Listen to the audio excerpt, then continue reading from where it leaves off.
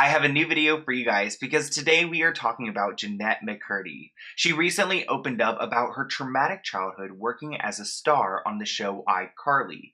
She was the sole provider for her family at only 10 years old, and this, along with her other series of unfortunate events, has led her to quit acting. So today we're going to talk about these new revelations and what Jennette went through. So let's get into it. You guys probably know who Jennette McCurdy is, but if you don't, she is a 28-year-old former actress most known for her roles on Nickelodeon shows. She started acting when she was really young, like 8 or 9 years old, and the goal was that she would become famous in Hollywood and she could support her family. Her family wasn't the wealthiest and they depended on Jennette working at Nickelodeon to provide for the rest of their family. This is a lot of pressure for a young girl, let alone a child star who has all of these eyes on her, trying to figure out who she really is while she plays someone on camera who is miserable and obsessed with food. If you guys don't know Jennette McCurdy's podcast, it's called Empty Inside. It's inspired by her ED because she has been very open with the fact that she has struggled with eating problems in the past. This was definitely exacerbated by her role as a child star because she was expected to stay thin, to look flat and undeveloped because she was playing someone who was a few years younger than what she really is. We've talked about Jennette's ED and her relationship to Dan Schneider in previous videos. Definitely go check those out if you have not watched them, but today I want to focus on some new information that has come out. She has her podcast, Empty Inside, which is obviously inspired by her ED and just her regrets in life. I mean, Jennette has gone through so much and she really does look back on her past and she hates it. She doesn't like the fact that she was on iCarly. She doesn't like the fact that she had to work as a child star and her emotions were messed up by that. And she's been very open about all of this on her podcast. We have actually referred to her podcast in the past in previous videos, but recently she did a podcast with actress Anna Faris, and during this interview, she shared some more information about working at Nickelodeon and some horror stories about what she went through, and I want to share those with you guys and kind of walk through what was going on. So let's go ahead and walk through this podcast. I pulled a few segments from it. It's about an hour and 20 minutes long, but I definitely encourage you to go check out the podcast. I will link it below. Jennette's been very vulnerable on this podcast and she's opened up so much. It's actually really enjoyable to watch and to listen to just because some of the people she speaks to just are so friendly and I feel like they're having a natural conversation and some of the things that come out from that conversation are crazy and controversial. And I pulled some of those items because I feel like it's insane what Jennette went through, and sometimes people don't realize all of the trauma associated with being a childhood star. I'm going to be pausing this clip a bunch, so if you want to go watch the podcast without any pauses, check the link in my description. But Jennette's going to first start off talking about the fact that she has quit acting. So let's go ahead and watch. to try my hand at writing and directing. It's going great. I quit a few years ago because I initially didn't want to do it. My mom put me in it when I was 6, and by sort of age, I guess 10 or 11, I was the main financial support for my family. And wow, I didn't realize she started at 6. So her mom put her at 6, and then by 10 years old, she's the main financial supporter in her family. That's a lot of pressure for a little kid who's still in elementary school. I feel like at 10 years old, you're just learning about algebra, or I don't even know if that's happening at 10 years old. So wow, that's a lot of pressure for a young girl. Something no one should have on them. And one of the reasons why I feel like family channels and just child stardom in general is extremely problematic. Very much just the pressure of my family didn't have a lot of money and this was kind of the way out, which I actually think was helpful in driving me to some degree of success, because I don't think I would have been as ambitious if I didn't know that it was further for my family. I had to do good and hit my mark and nail my thing.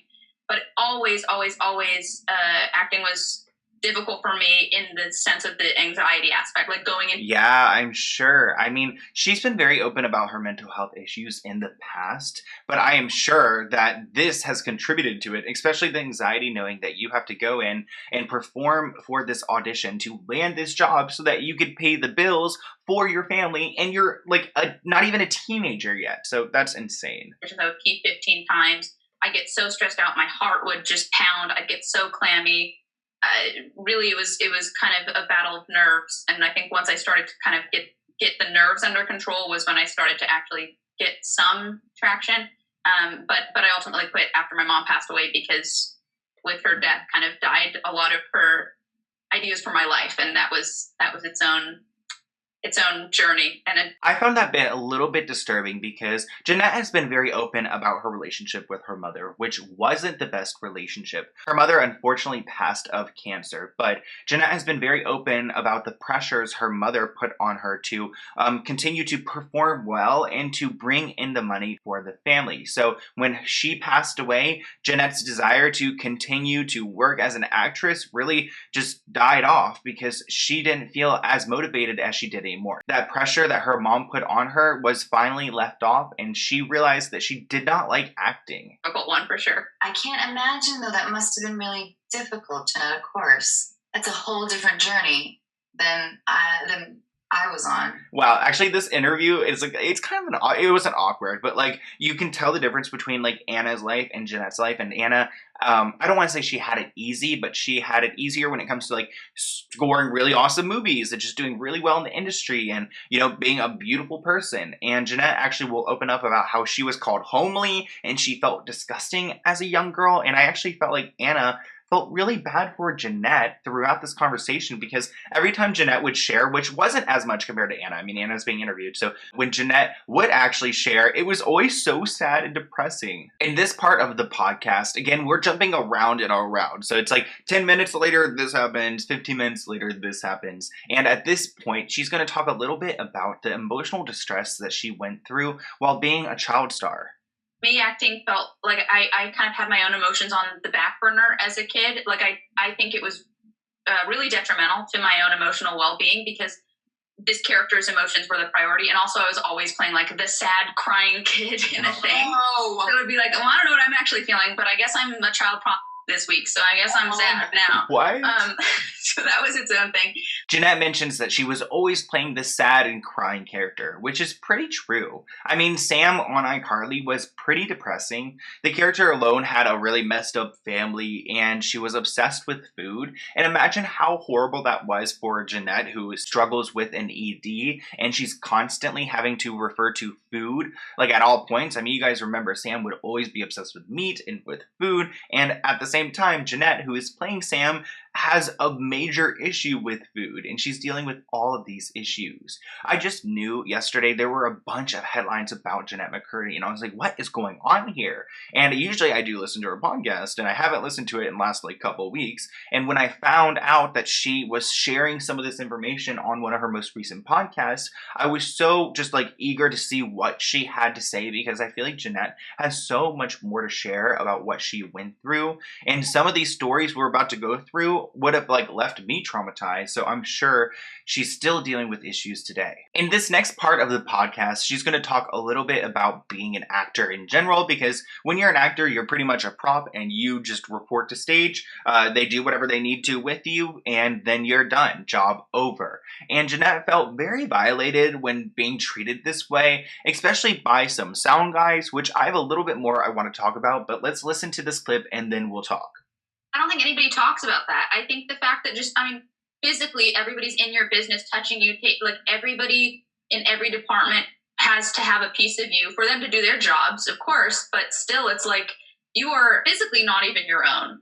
You're told to change a thing, and the mic person's like touching your tits, and you're like, okay, I guess they're always a little handsy. You're a prop. But my adolescence was all. I agree with what Anna said there. You are a prop. You're pretty much a prop to everyone there, and the same with like a job. You can be replaced very easily. So I feel like sometimes if you don't do what the director wants, or you're not following the rules, then you could just be kicked out. But one part I want to go back on is when Jennette said that there are some creepy sound guys who were trying to touch her upper body, which is obviously really problematic and something I kind of remember her referring to. So on her website, she used to include this sentence in her About Me, which actually isn't there anymore. So if you go look at her website, it's not there, but I took this screenshot myself, so I know it was there, and this is what it said.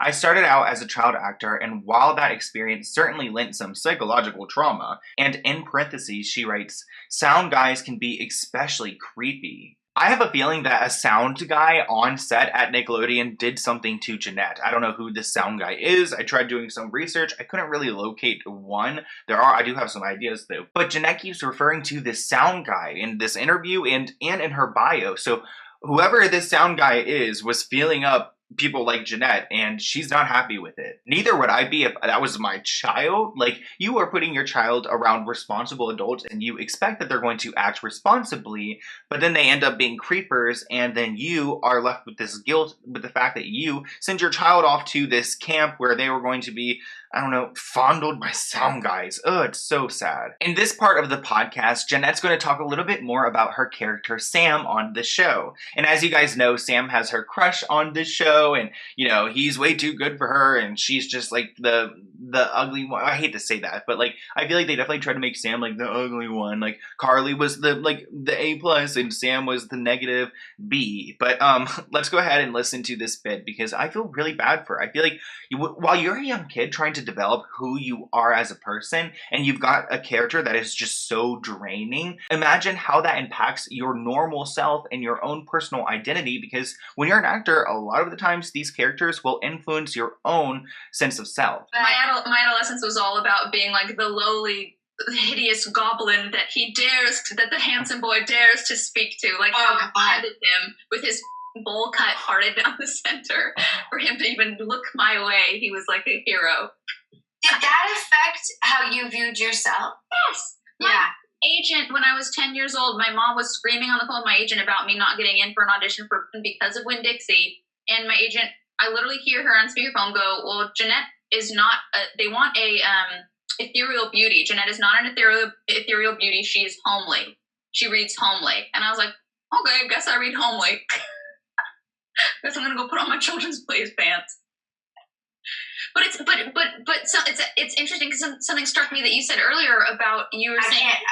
Jennette, I'm so sorry. Yeah, like we can't just like move on from that. I love how Anna's just kind of like, Jennette, like wait, hold up, no, like that is so wrong. As a little girl, you're being told, oh yeah, she's a homely looking one. That is just so degrading. And imagine Jennette like trying to be this breadwinner for her home, and you know, the pressure from her family, and she's being told, you know what, like maybe if this 10-year-old was a little bit more pretty, you know, if she wasn't so homely looking, we would hire her and she'd get the job. And just that being the reason, something that she literally cannot change at that age, is just, oh, it's so heartbreaking, and it's just so like negative. Like, Hollywood is such a negative and nasty place. I want to give you guys a trigger warning for this next part of the interview. It does talk about like, and I can't even say the S word on YouTube, but anyways, she had a former acting coach who took his life. And that's something that Jennette had to go through, and just listening to the story is really heartbreaking.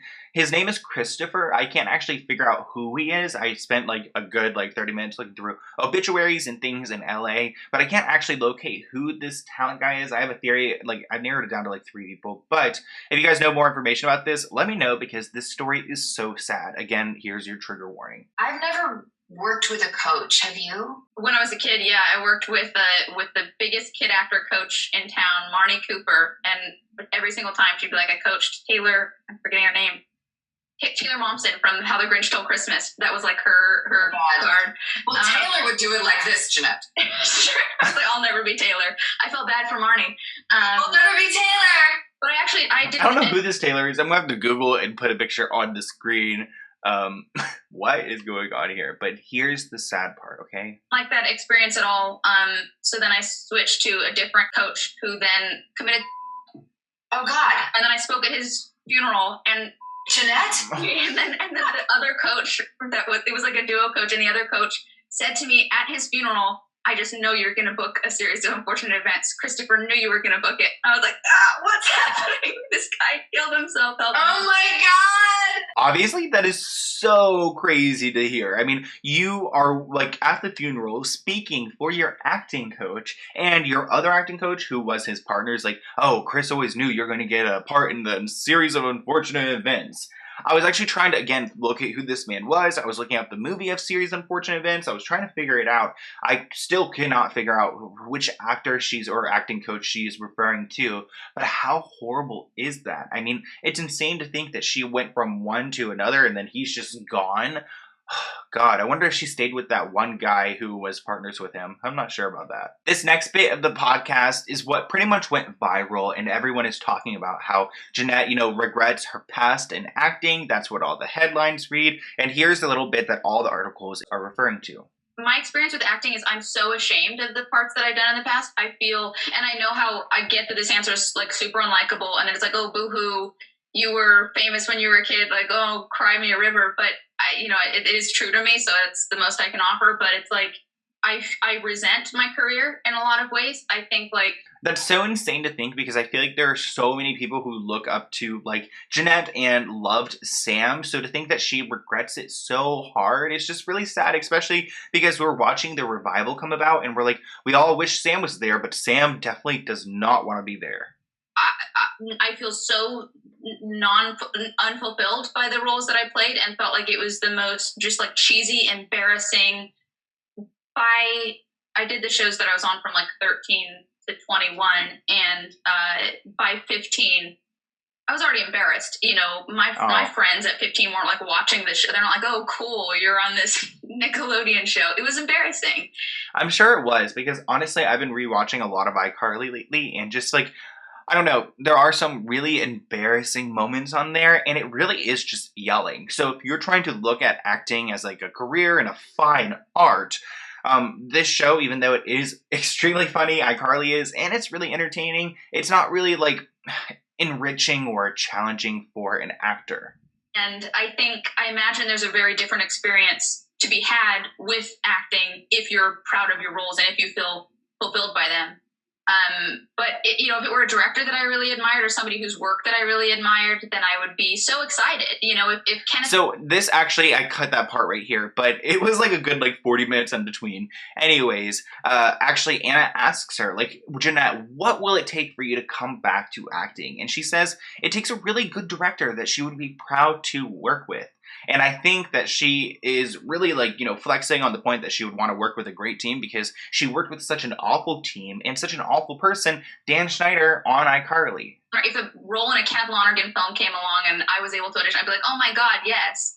But just because of my past and the auditions that would come across, my eyes and the things, I was like, okay, well, this is what the industry sees me as, and I don't want to do that. I'm not willing to do that. And truthfully, I do feel like I have a point of view and I have vision, and I feel confident in that. And we'll see where things are in a few years. I would love to see Jennette acting in a movie that she's excited about, that she's proud about, and that that's going to treat her fairly and pay her well, because I feel like she's always been sidelined in the industry, and she needs to have her moment. I mean, even if it's 20 years from now, I'll still be here and so ready to support Jennette. Even if it has nothing to do with iCarly, I'm totally fine with that. I feel like she is a great actress, and she has the ability to deliver an amazing performance, and something that really has a lot of power behind it, because she has this trauma to refer to. Give her a sad role. I feel like she would run with it, or even I don't know, a happy one. I do think she's a beautiful woman and that she can do anything she wants to do, but that doesn't mean she has to do it. And I find it really respectful that she is taking this time to reflect and, to learn about herself, to work on her podcast and things that she wants to, because she wasn't getting what she wanted to out of her, acting career. And she's not going to just sell herself for a check. She's going to wait until she has something way more rich to, dive into and to give it her all. So honestly, I'm a huge Jennette McCurdy fan. I do love her so much. And there's so many reasons to love her, because she's an advocate for EDs. She's gone through so much trauma. I mean, we went through several stories today that are already horrible. I mean, the guy, the acting coach, and then literally her management telling her she's homely at 10 years old. She had to support her whole family. Jennette really needs her own movie, in my opinion. But I want to hear what you guys think in the comments below. Honestly, it makes me glad that she's not in iCarly, because it would suck to see her on that show knowing that she hates it and still still hates it. But if she like wanted to go back, it would be awesome too. I don't know how they're gonna write her out of it. Can someone please comment below what's going to happen to Sam on the iCarly revival reboot? Because I feel like how are you gonna write her off? I mean, I think she rode away on a motorcycle at the end of the show. Like, did she just ride off and just keep on riding to Sam and Kat and just end there? I don't know. I have no idea. Maybe they'll like refer to her and Kat like living in the same home still. I have no idea. It's gonna be weird. It's gonna be really weird. But that's the end of this video. I wanted to give you guys an update because of all those headlines everywhere. I was like, holy crap, we're talking about Jennette. I need to get on here and talk about it with you guys. And I read a bunch of the articles, but none of them included these clips, and I think it's important to hear them for yourself. But I'm going to open a couple P.O. Box packages. I actually have a couple here, but like I don't know if I'll open them all. I just literally have so many that I don't know what to do. So I'm going to open this one from Raymond, Rosario, and Brooklyn, New York. Thank you, Raymond, for sending this one. Oh, and it looks like there's a little thing. Thank you for the great content you provide. I always watch your videos as I work on my writing. Stay safe. All the love, Aubrey. Oh, it's from Aubrey. Okay, cool. So thank you, Aubrey, for this. And oh my gosh, look at that. I've really been needing a new mask lately, too. I've been using these Old Navy ones, and oh my gosh. Thank you so much, Aubrey. Oh my gosh, this is so amazing. I love this mask. I really needed this too, like the type of 0.2 because of my glasses and stuff. So, oh my gosh, thank you so much. I love this, and I will be wearing this every day. So if you guys see me out in public, don't be shy, say hi. Oh my gosh, okay, thank you, Aubrey. I can't wait until we don't have to wear masks anymore, but like, also, I low-key love the masks. Anyways, let's open another package too. Thank you again, Aubrey. I'm not trying to like fly through these, but I don't want to like spend like half this video. Watch it be like a 40-minute video, 20 minutes of me unboxing. But this one is from, it doesn't actually say, but they're from Texas. So let's see if they have a card in here. Ooh, okay, it looks like we do, yes. Hey Sloan, I love your work and all you do on your channel. I wish nothing but blessings for you and your family. Here are some 3D printed artwork that I made. The scissors are fan art, but the rest are completely original artwork. Please let people know about me. Ace HD2. I will. Oh my gosh, what is this? I don't know what this is. This picture right here. What is it? Can someone make it out? I really cannot figure it out. Is this supposed to go this way? Oh wait, maybe this way? Like mountains and stuff? Oh my gosh, here we go. Okay, I think it is. Anyways, let's see what else you put in here. You said 3D art? What is going on? Oh my gosh, so it looks like these are the links on here to their stores on Etsy and eBay, and they pretty much do like 3D printing. I mean, it looks like this is a keychain here of a heart. This is like some scissors moment right here that is like 3D printed. It doesn't open, I don't think. And then here are some like earrings that are pink, which I could totally give to my little sister or something. I can't really get them. Oh, here we go. They look like they could be like at a rave or something, like a party. I don't know. But oh my gosh, you printed all of these? It's so like, wow. These are so cool, Ace. Thank you so much for these little trinkets that you've made, and definitely go check out his shop. Should I open one more? I don't know if I should. I feel like that's almost too much. Okay, I'll just save it for another day, but I think 2 per video is max. But thank you guys so much for watching this video, and thank you guys for sending me stuff. If you ever want to send me anything, check out the link, the address below at the end of my description, and I'll see you guys in a new video soon. Bye, guys.